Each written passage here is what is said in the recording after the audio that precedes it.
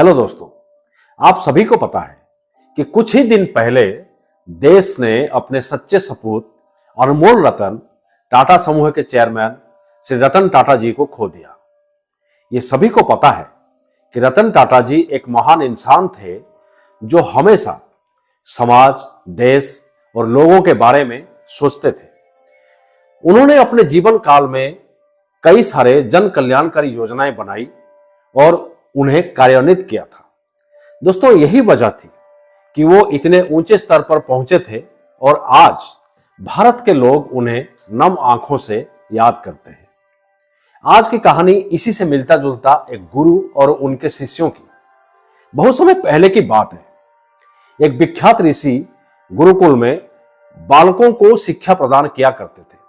उनके गुरुकुल में बड़े बड़े राजा महाराजाओं के पुत्रों से लेकर साधारण परिवार के लड़के भी पढ़ा करते थे। वर्षों से शिक्षा प्राप्त कर रहे शिष्यों की शिक्षा आज पूर्ण हो रही थी और सभी बड़े उत्साह के साथ अपने अपने घरों को लौटने की तैयारी कर रहे थे।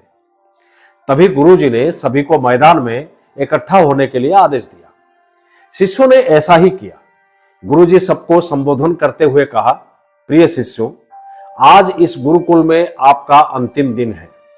मैं चाहता हूं कि यहां से प्रस्थान करने से पहले आप सभी एक दौड़ में हिस्सा लें। यह एक बाधा दौड़ होगी और इसमें आपको कहीं कूदना तो कहीं पानी में दौड़ना होगा और इसके आखिरी हिस्से में आपको एक अंधेरी सुरंग से भी गुजरना पड़ेगा। तो क्या आप सब तैयार हैं? हाँ, हम तैयार हैं, शिष्य एक स्वर में बोले। दौड़ शुरू हुई। सभी तेजी से भागने लगे। वे तमाम बाधाओं को पार करते हुए अंत में सुरंग के पास पहुंचे।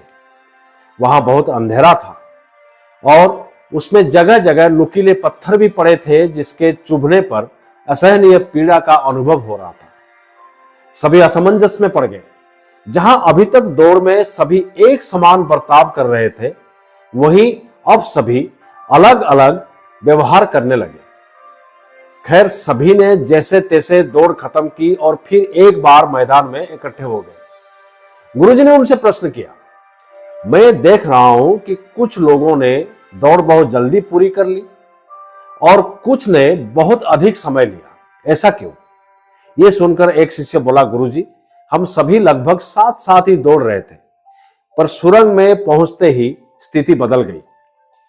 कोई दूसरे को धक्का देकर आगे निकलने में लगा हुआ था तो कोई संभल संभल कर आगे बढ़ रहा था और कुछ तो ऐसे भी थे जो पैरों में चुभ रहे पत्थरों को उठा उठाकर अपनी जेब में रख ले रहे थे और आगे बढ़ रहे थे।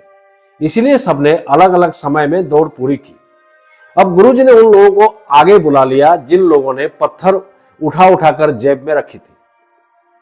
गुरुजी ने उनसे पूछा कि आप लोग पत्थरों को उठाकर जेब में क्या सोच करके रखा? उनमें से एक शिष्य कहता है, वो पत्थर पैरों में चुभ रहे थे, तो मैंने सोचा कि इन पत्थरों को जब मैं जेब में रख लिया जाए ताकि बाद में आने वाले लोगों को पीड़ा ना सहना पड़े। पत्थर उठाने वाले सारे शिष्य उसकी बात का समर्थन किया। गुरुजी ने उन्हें उन पत्थरों को जेब से बाहर निकालकर दिखाने के लिए कहा। शिष्यों ने उन पत्थरों को बाहर निकालने लगे, पर ये क्या?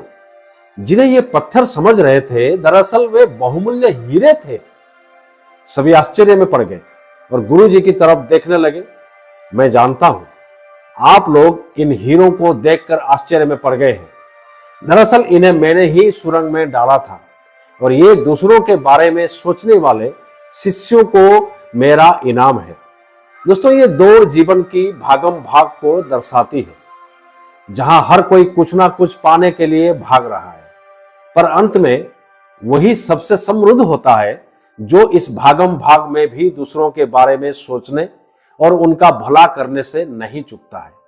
आप अपने जीवन में सफलता की जब इमारत खड़ी करें, उसमें परोपकार की ईंटें लगाना कभी ना भूलें। अंततः वही आपकी सबसे अनमोल जमा पूंजी होगी। दोस्तों, याद रखें, आप जैसा कोई नहीं, आप किसी से कम नहीं।